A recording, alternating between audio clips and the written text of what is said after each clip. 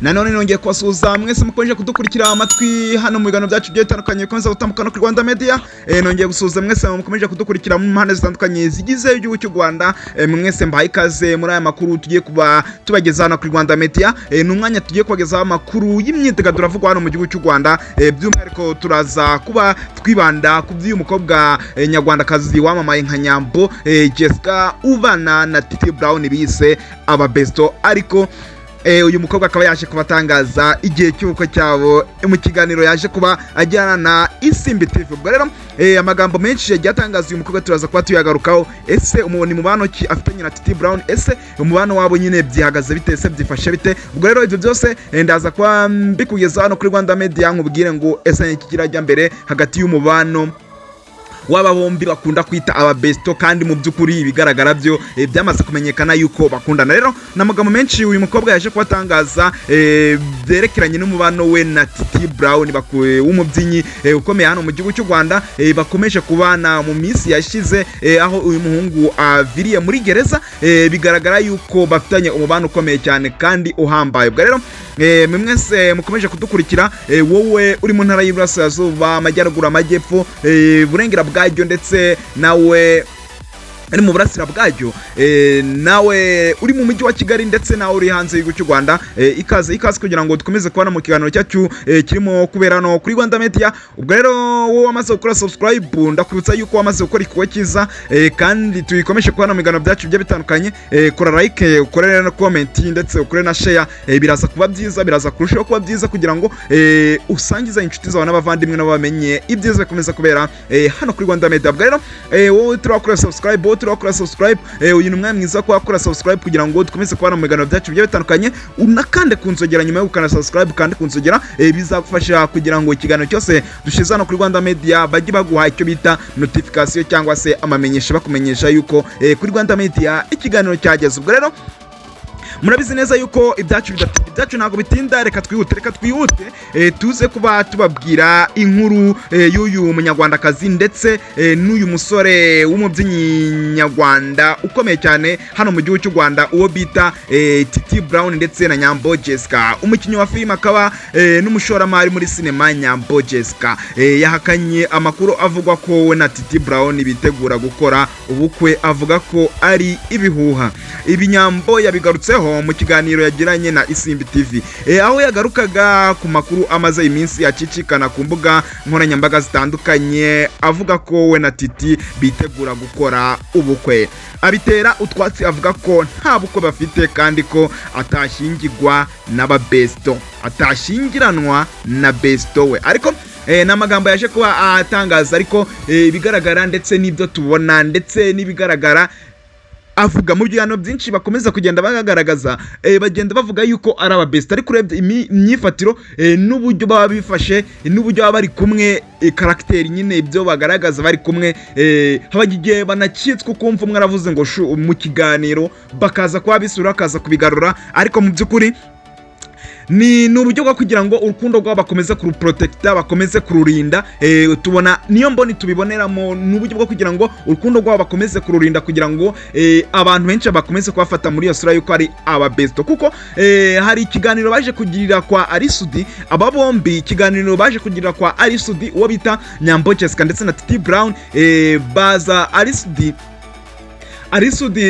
yaje kubahamagara video call bombi, arabahuza buri wese ari mu cyumba cyiwe, nuko aho baje kugira iki kiganiro wo bita Titi yaje kwikangura, avuga ko yaje kwisanga yavuze ko avuga amagambo amwe aryohera abakundana ndetse batera n'imitoma, ariko Arisudi akajya akomeza kubacanga mu tuntu, bikajya birarangira bagiye kwivamo ubundi bakigarura. Ariko nyine ubona yuko bo bashaka n'uburyo bashaka kugaragaza yuko bo ari ababesto ariko batakunda, ariko mu by'ukuri duhaye amaso nawe ijisho ry'abanyamakuru tubona yuko aba bombi bita ababesto harimo ikintu kinini cyane. Reka dukomeze ku magambo yagiye atangaza uyu mukobwa wo bita Nyambo Jesca, akaba n'umukinnyi akaba umukinnyi wa filime, akaba n'umushoramari muri sinema. Yagize ati nta bukwe dufite nge na Titi, none se gute nashingiranwa na besto? Niko yarimo kubaza. Ariko byanabaho byanashoboka. Nyambo yakomeje agaragaza ko we na Titi Brown badatekereza kuba barushinga, avuga ko akurikije ibyifuzo by'abanyarwanda bifuza ko bakora ubukwe babisengera bakabyereka Imana yazabyemera bakaba bashingiranwa nta kibazo. Ariko yabivuze ati abanyarwanda reka tubishire abanyarwanda mu maboko, abanyarwanda benshi babyifuza yuko twashingiranwa, reka tubishire mu maboko yabo, biragiza Imana nibyemera rwose nta kabuza rwose nta kibazo. Uyu munyarwandakazi akaba n'umukinnyi wa filime hano mu Rwanda, akaba n'umushoramari muri sinema nyarwanda, yakomeje ati twebwe icyo gitekerezo ntabwo tugifite pe, kuko ni besto wanjye, ariko nkurikije ibyo abanyarwanda bifuza babisengere babyereke Imana, ubwo Imana nibona bikwiriye bizaba, nibona bidakwiriye ubwo sinzi. Niba koko bashaka ko njye na Titi tuzabana babisengere babyereke Imana nibyumva nta kibazo. Ubwo rero urumva nyine aho aba yakaducometsemo ariko byereka Tima, kuko bo ikigaragara yuko nyine ibyamare by'iki gihe ndetse n'ukuntu abantu n'amasomo agenda atambuka, abantu hasigaye bagaragaza urukundo rwabo barangiza mu minsi mike ugasanga batandukanye. Nibo mpamvu nabo bakomeza kwiprotecta, bakomeza kwirinda icyakwangiriza umubano wabo bafitanye aba bombi, kugira ngo hagize n'agatotsi kabamo bavuga ati na n'ubundi twari ababesto baratandukana, njye mfite sheri nawe afite sheri, niyo mpamvu twari ababesto. Ariko bakomeza guprotecta ibintu bya kugira ngo n'ubukwe nibu binagaragara yuko bwabaye bizabe surprise kuri bamwe, abantu bamwe bazakikururondogora bavuga ati dore ngagutya, ariko bigaragara byo aba bombi barakundana. Nyambo yahise avuga ko ku ruhande rwe abona bidashoboka kurushinga na Titi, kuko afite umusore wigaruriye umutima we. Ati none se ngewe ko mfite boyfriend. Nimba ushaka kumenya ibi byose byaje kuba bivugwa muri kiganiro ndetse n'andi makuru menshi, uyu mukobwa w'umunyarwandakazi ndetse akaba n'umukinnyi wa filime ndetse akaba n'umushoramari muri sinema nyarwanda, akaba yitwa Nyambo Jesca, byinshi yagiye atangaza.